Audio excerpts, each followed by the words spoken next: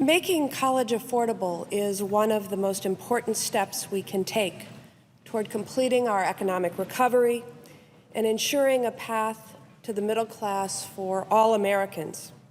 As a nation, we are still working to recover from the largest economic downturn since the Great Depression. Access to student loans at affordable interest rates represents an incredibly important piece of this vital recovery. I often quote President Obama, quote that he included in his State of the Union address a couple years ago. It says, "To win the future, we must out-educate, out-innovate, and outbuild the rest of the world." And I believe we do this best by supporting our students and investing in their future. Unfortunately, the Student Loan Certainty Act on the floor today is a step in the wrong direction. A college education should be a path to prosperity, a path to the middle class, not a path to indebtedness. As many of my colleagues have described, the bill before us today offers students and families lower student loan interest rates in the near term. But we can fully expect higher student loan interest rates in the years to come. For families with multiple children who are college-bound, their children's education become more expensive in each ensuing year.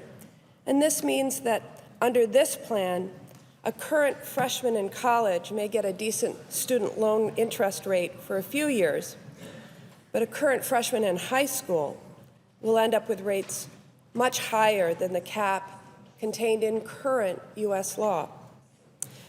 Not only does this legislation raise long-term interest rate loans for students, it fails to close tax loopholes, it does not ask the wealthy to pay their fair share, and it burdens students who can least afford it with deficit reduction. The bill before us lacks a true vision for out-educating the rest of the world. It doesn't ask our country to invest in the future, nor does it offer a comprehensive solution to college affordability. Rather, it offers a poor, permanent fix and slaps students and their families with the bill. Now, I would remind my colleagues that there were multiple alternative solutions proposed before Congress slumped over the July 1st deadline that doubled the interest rates on student loans.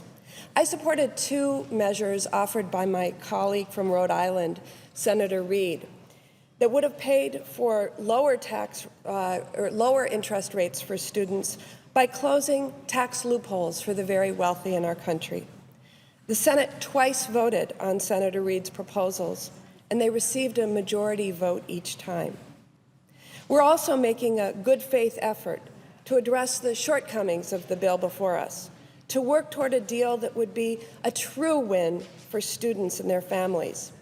The Reed-Warren amendment, which I proudly co-sponsor, would impose a lower cap to protect student borrowers. Why on earth would we want to expose our students to higher rates? Senator Sanders' amendment would sunset the current deal in 2 years and allow for a return to regular order so that Congress can rightly deal with interest rates and a host of other issues that affect college cost. These amendments are sound improvements to the underlying bill that would allow us to invest in students and families rather than obfuscate the student loan and debt problem. Madam President, I'm disappointed that we have reached the point where debates about the future of college affordability are less about the lives of students and their families and more about protecting loopholes for corporations and the wealthy. It wasn't always this way. In 1944, starting with the Compact to Returning Soldiers from World War II, made through the GI Bill, our nation made a commitment to future progress by investing in education.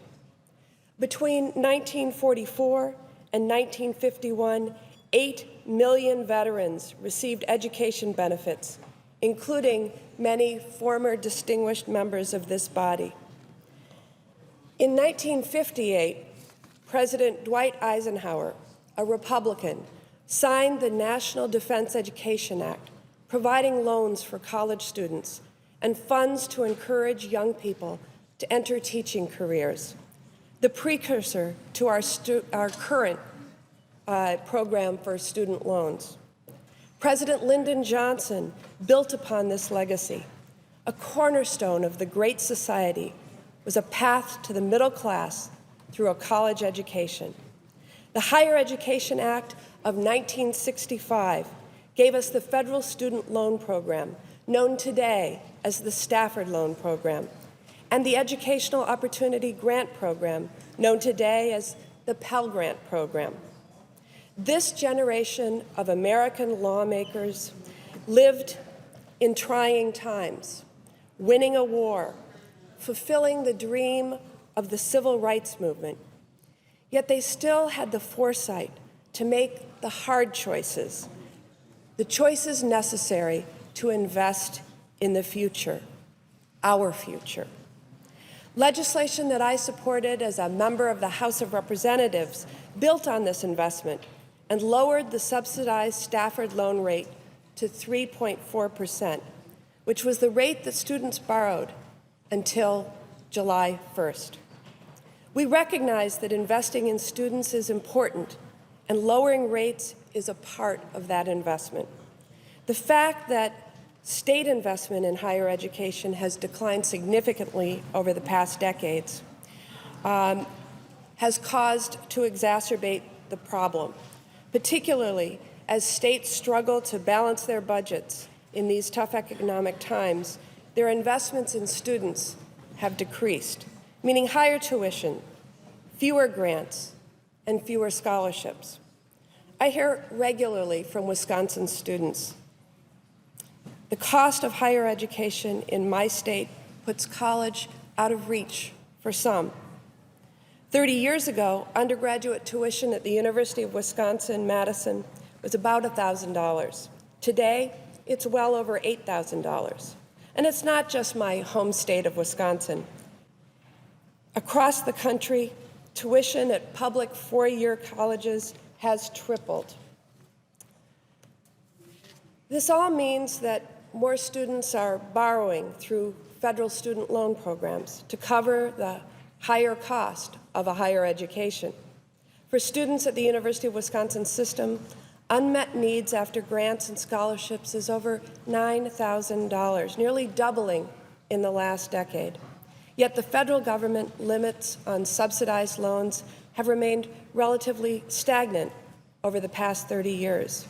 In many cases, the limits on what a student can borrow through the Stafford Loan Program means their loans will not even cover the cost of their tuition. This is what it all comes down to: a series of choices.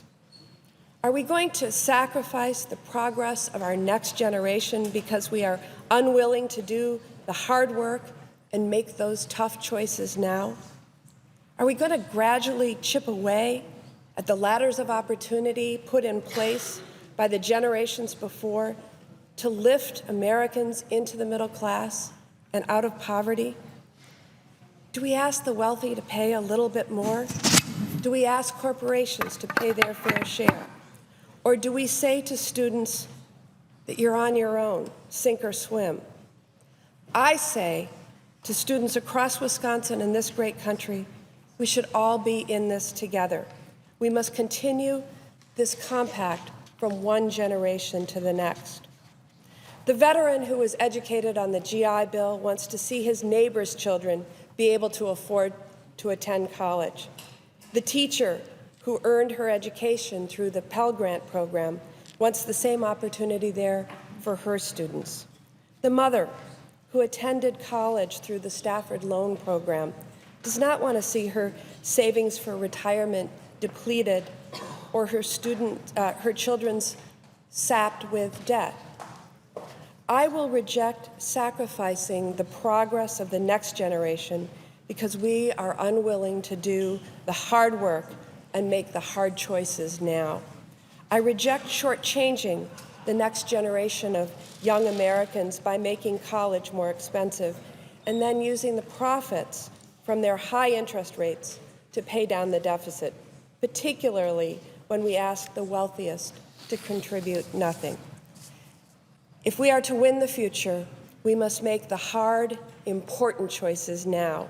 And for this reason, and for the hardworking people of Wisconsin, I oppose this bill, and I urge my colleagues to do the same.